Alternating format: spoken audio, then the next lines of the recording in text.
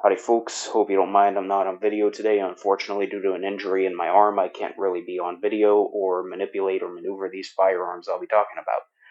So what I'll be doing is doing a voiceover today instead, and that will include photos of the firearms I will be discussing. So to start off with, as you saw with this title, it is going to be the top 3 firearms I regret purchasing or owning. And I should specify that I don't really regret purchasing any firearms per se. I'm just not as thrilled with some as I am others. And we'll go into why when I discuss each one of these guns. So, to start off with, my number 3 most regretted firearm purchase would probably have to be the Rock Island M14Y or M14 Youth. Now, for those of you not in the know, this is basically a Squires and Brigham mini M14 Youth. It's a 22 bolt action that's from, I believe, New Zealand, and it is a very budget firearm. And when Arms Corps bought the right to license it and distribute it in America, I mean, it's Arms Corps. People love it or hate it. It's one of those companies. And as much as I do love some of their pistols, their revolver series, this rifle was just kind of a L for me. I bought one of them at my local gun shop for, when it was on sale, I think $150 plus a gross fee. And even then, after a year of owning this, shooting it, I feel like I got gypped. It's really that bad. I mean, normally I kind of cut some slack to budget firearms, especially ones that cost under $200, but I just really find myself unable to make any more excuses for this firearm. I really can't. While it is a youth stock, I can't complain about it being too short. The lack of a available option to upgrade to an adult stock from Rock Island is kind of disappointing. The fact that the trigger is extremely heavy. I'm talking something in the realm of 6 to 7, maybe even 8 pounds. I mean, it's a clean break, almost like glass snapping, but it's just so damn heavy it makes it almost impossible to pull off precision shots. And I mean, granted, it's $100 rifle, so you shouldn't be expecting to pull off precision shots. I still expect my trigger weight to be decent enough to where I can hit my target within 100 yards, especially with a little 22. Um, on top of that, the quality control is just questionable at best. I actually bought the first one of these I had to return to the gun store because it would not function. It would get through about 2 to 3 rounds and jam, even with extremely high quality ammo. I'm talking every time I fired anything from bulk pack Winchester, which jammed every round, failed to extract, to even Ely, which is like the highest of the high quality target ammo you can get. It would jam every 2 to 3 rounds. It would fail to extract, and the extractor would just slip off the case head. So there's that. There's the fact that no matter what I did, no matter how many times I zeroed the rifle, it would always seem to shoot low and to the right because there was damage to the crown. There was always something that went wrong with this rifle, and when I went and traded it in to get, I traded it back to the gun shop for another example that would have supposedly better quality control, one that was new in box instead of the display model. Even that one just can't be zeroed. It is inaccurate. And the photo you'll see here is of a model that I've modified. I've knocked the rear side out of it. I pulled off the front side for my scope. I threw a 3x9x50 Hawk rifle target scope on it, and I can't get the damn thing zeroed. I have to go back every weekend, and I'm not some schmo who doesn't know how to zero a rifle. I am methodical. I do the exact same process every time, the exact same ammo, wait 10 minutes while it's out in the sunshine, all this different crap, and I can't get it to keep a zero. And maybe it's the rings I bought, but I spent $50 on decent quality rings. And granted, I'm using the dovetail, but it's just, there's no reason why a 22 shouldn't be accurate out to at least 50 yards, and I can't get it zeroed at 50 yards. So this rifle, to me, it suffers from the fact that it has too heavy of a trigger and quality control issues that I just can't excuse, even for a sub $200 rifle. I mean, the action is just buttery smooth, but what can you do with an action if it won't extract frickin' every time? What are you going to do with that? So that's my number 3, and if that's my number 3, imagine how bad the next couple are going to be. Anyway, so my number 2 spot. This is kind of a kind of odd thing that I have to be in, but I'm going to have to go with the Ruger Wrangler. And this isn't so much a fault of quality control or poor manufacturing quality. Honestly, this is one of the better cheap firearms I've ever owned for quality, but honestly, if I was going with quality control reasons, I'd probably have to put a Heritage Rough Rider here just because the one I own, the loading gates feels flimsy, it feels cheap, and it feels like it's going to break off and I'm going to be stuck using a broken revolver. But again, that's a sub $200 pistol.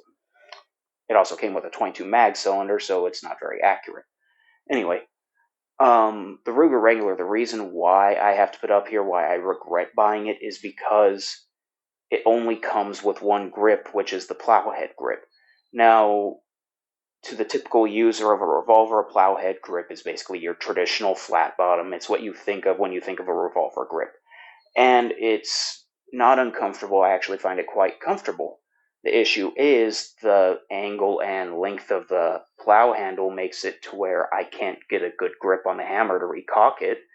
And I've had quite a few accidental discharges where I've been cocking it, the hammer slipped out from under my thumb, went forward, and set off the next round in the cylinder.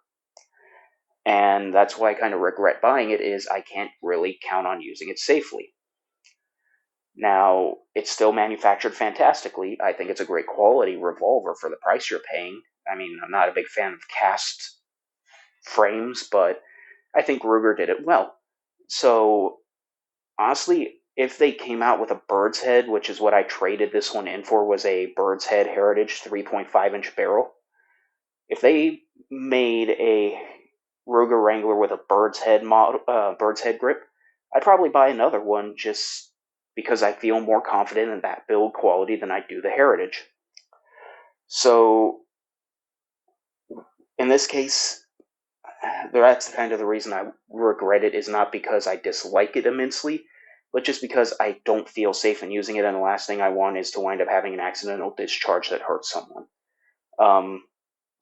So that's my number 2. And for my number 1, it's going to be the BL-22, and this one's going to be a bit of a hold on. I'm probably going to get a lot of flack for this in the comments, but I absolutely despise this damn rifle. I really do. This is the one that I absolutely say I can regret buying with all my heart and soul, and I wish I had kept the damn money, because now I can't get it back. So, what makes me regret buying it? Well, how about the fact that it costs $900 fucking dollars? That's on the expensive side, I know, but I live in a small town, there's only one gun shop, and it was new. So, I buy this thing because, hey, it's a little lever action 22, it's not Henry, and it's got the Browning name on it, so it's gotta be good. Nope. You'd think for a $900 rifle you get something like the Browning semi-auto, the SA7, which is deadly reliable, deadly simple, and completely user-friendly. Absolutely no issues with the SA7. But it's not. The BL-22 is probably the most tedious pain-in-the-ass firearm I've had to take apart next to a Winchester 94. And the reason for that is it's a little bit of a takedown. There's one center screw holding the upper and lower together, and that's a little bit convenient. But the way the bolt's constructed, I'll show you some pictures here. There's actually a little toggle link that goes up and down in the bolt, moving it vertically back and forth. So the bolt uses this vertical up and down movement to move back and forth to extract the cartridge, move it back forward, back and forth, back and forth. And the way that works is there's this thin stamped piece of sheet metal that goes over this toggle link, covering it, and when it's in the action, it stays in place. But when you try and reassemble it, this little stamped steel plate, this tempered steel plate that's made out of like spring steel, wants to go anywhere except where it's supposed to be. And then on top of that, the geniuses who designed this firearm also decided that it would be a good idea to put the ejector slash extractor as a separate piece in the receiver away from the bolt with a separate spring underneath it. And this bears the name of John Browning, the man who was brilliant enough to come up with the 1911, the Winchester 94, the Winchester 92, all these firearms that are extremely simple and extremely easy to put together and take apart. And yet, these guys who run his company or that bears his name decide to make a ejector and an ejector spring a separate component from the bolt. And when you reassemble it, it is the biggest pain in the ass, because what happens is you have to put the spring into the receiver in this little recess with a pair of needle nose pliers, put the ejector slash extractor, no, it's just the ejector, let's clarify that, onto a pin in the receiver, rest it on top of this coil spring, and then push the bolt into the receiver and screw it in. And if you mess that up and misalign the receiver, you will stretch and unwind that coil spring because the ejector will move out of the way.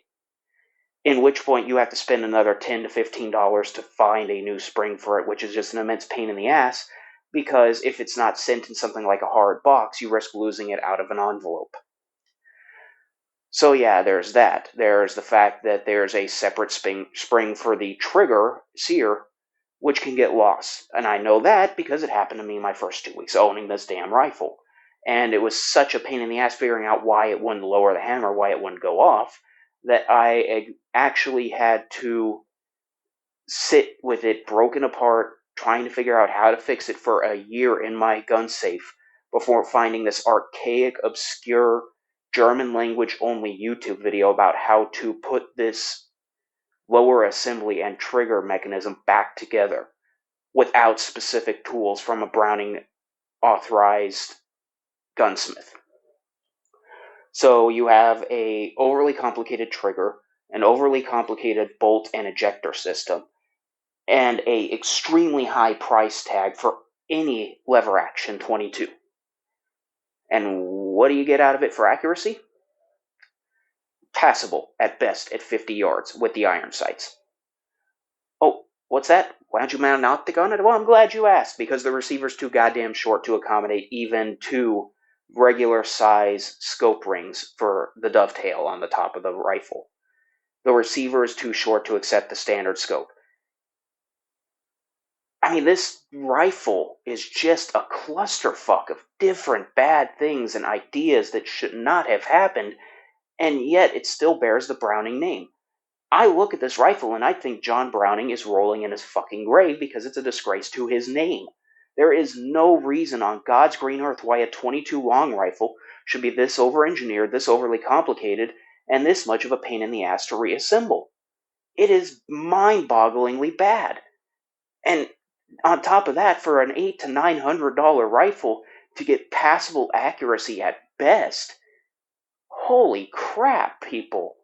I mean, I get there's a fandom for Browning firearms. I understand. I own a Satori, and I love the thing, but I just can't justify purchasing this, and I wish I hadn't, and I can't get the money out of the damn thing, because even though there's a dedicated fan base of Browning purchasers, it seems no one wants to buy a BL-22 because they have such a piss-poor reputation. I mean, you'll see passable reviews or decent reviews all across the internet, but no one extols the great virtues or how wonderful the BL-22 is. And I can see why. It's just an immense pain in the ass, and I really wish they would stop manufacturing this because it is insulting to John Browning's legacy. So now that I've got that rant out of the way, yeah, that's pretty much my top 3 firearms I regret buying. I regret the Rock Island Mini 14 just because for the price you pay, you should get a little bit better than just unreliable and inaccurate. And I get it's a budget firearm, but still. So then for the second one, I just regret it because it was unsafe and I really couldn't feel comfortable shooting it, which was the Ruger Wrangler. And again, it wasn't poor quality. It's just one of those things where it was personally to me, I couldn't shoot it comfortably, so I just got rid of it. And then finally, the BL-22, because it is over-engineered, overpriced, and a passable rifle at best when you could get a Marlin Model 60, which does similar performance but is more accurate for almost $100 if you just find it in any pawn shop used. So let me know down in the comments what you think below of my list. If you think I should swap these out with any. If I had to pick a 4 and 5 for this list, I'd probably say number 4 would be the Heritage Rough Rider I mentioned earlier, just because, while I feel more comfortable shooting it than I would my Ruger Wrangler, I feel the build quality is far inferior and it's way less accurate because it's a 22 Magnum cylinder also. And then for number 5, I'd be hard pressed, but I'd probably have to say the 7mm Mauser I traded one of my friends for, and that's simply because you can't find 7mm Mauser anywhere in my area, so I have to debate either chambering it to a 7.62x39 or a 45 ACP just for the hell of it, and so I can actually have some ammo that doesn't cost $40 a box to shoot at the range. So yeah, let me know down below what you think. I hope you have a great Saturday, great weekend, and God be with y'all.